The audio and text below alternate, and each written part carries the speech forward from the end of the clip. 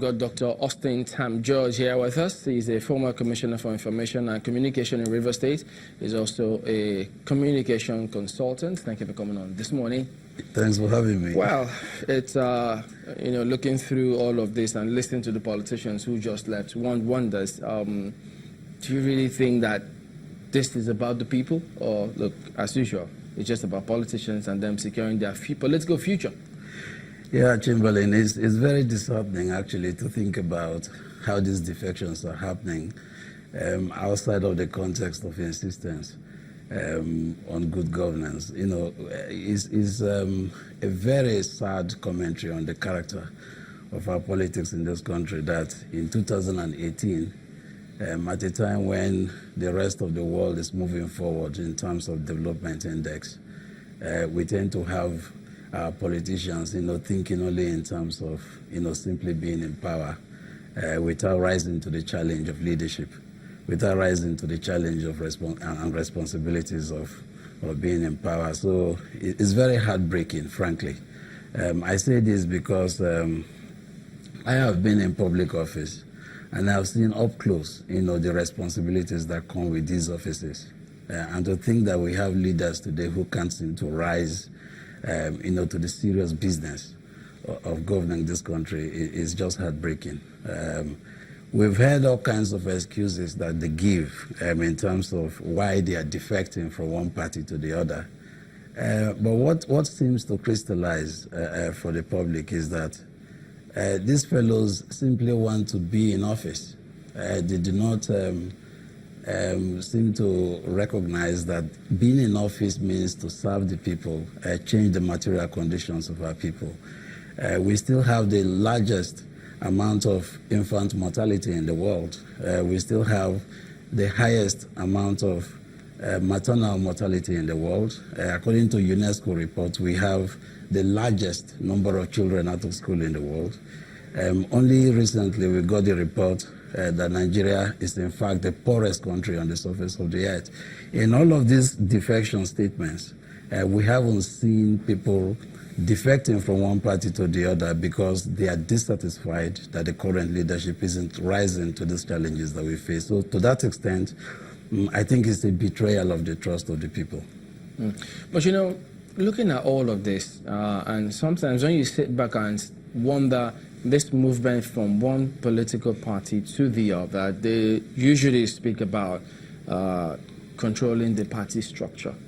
So to the extent that they feel, look, if I have the party structure at whatever level, maybe at the ruling party, whether it's at the center or the state, they automatically think that they will have themselves back in office. Isn't that to say that, look, what kind of influence do the people have? Because in a democracy, ideally, power resides with the people. But in this case, if politicians think, if I have the structure, I've got the vote, how do we deal with that kind of scenario? Yeah, it just tells you about, even the vocabulary about structure of power in states. How does it conduce, finally, ultimately, to service delivery to the people? I haven't seen it. We still have, one of the poorest, infrastructure deficits in Africa for a country that has this kind of resource profile. So having structures in states, may ultimately benefit individual politicians and sometimes to an extent the political parties themselves. But, my own concern, because I'm a development enthusiast, I was somebody who has been in government, for some time. My overriding concern is how can we change the material conditions of the people in these different states. We have 36 states and we have millions of people. In fact, according to statistics, Nigerians are poorer today in 2018 than they were in 1960. This is a scandal, that should embarrass all of us. But you don't get any sense of urgency as far as these politicians are concerned.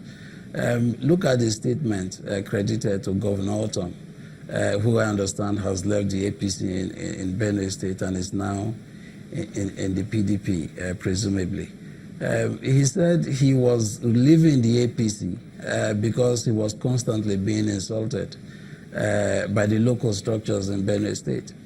that seems to me to be a very unfortunate reason for leaving a political party, because, I mean, this is a governor who for the past 7 months has been basically conducting mass burials, of his own fellow citizens in Benue State. And one would have thought that this would be a reason for him to say, look, I'm leaving the APC because of a clear manifest incompetence of the federal leadership to provide security for my own people. But he hasn't even referred to that. He's leaving the political party on the very flimsy reason that he's been personally insulted by the structures in the state. So you see, when you look at the kind of reasons these politicians are given for, moving from one party to the other, it's a scandal. It's something that, we shouldn't even be discussing on television, because, as Austine just said in one of the clips that you heard, a lot of these things, give the country a very, very unfortunate image abroad. If we're not ashamed, about these kind of things, I wonder whether we've lost our national sense of Even shame. though at some point he also alluded to the security situation there, wanting an improved condition for his people. But let me see if we can situate this, because when you say that reason is flimsy, for instance now, we hear politicians say certain things and people ask questions saying, look, it just doesn't sound logical, it doesn't add up. Not Benue now, I'm talking generally speaking. But those in the rural, urban areas, they can relate to some extent, or to a large extent. But then you take the same argument to the rural areas and they tell you, look, this is the man, this is who we know. All those rhetorics, yes, we can identify with it. So at that stage, how much of a challenge do we have? Because if they don't see it as such, they think, no problem, we are okay with him. Give us 2,000-3,000 naira, we will vote him back. That's a huge challenge. Yes, I know the level of social consciousness of our people is low. And, I think that is also a result of the long history of bad leadership that we've had. But again, I would have thought that, political parties ought to be animated by a certain level of ideological conviction. If you're going into public office, you ought to be in public office because you simply want to serve the people. We don't see that kind of organizing sentiment in this case.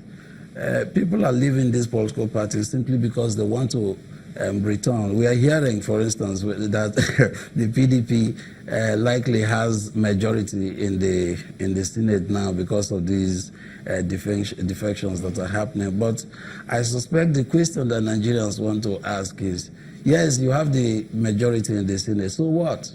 So what? So how does that change the calculus? Now, doesn't that tell you, it gives you an inkling into the thinking of the politician, the average politician, saying, look, this is what this is about.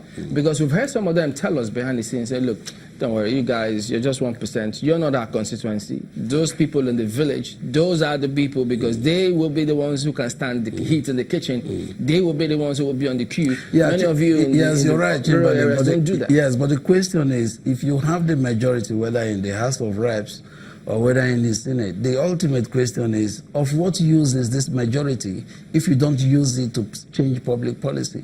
Of what use is this so-called majority if you can't provide water for people to drink while politicians are flying around in private jets? Of what use is this majority if you can't hold the commander-in-chief, for instance, to account? I just told you about the series of mass funerals, mass burials, that have been happening from Sokoto to Adamawa to Benue and elsewhere across the country.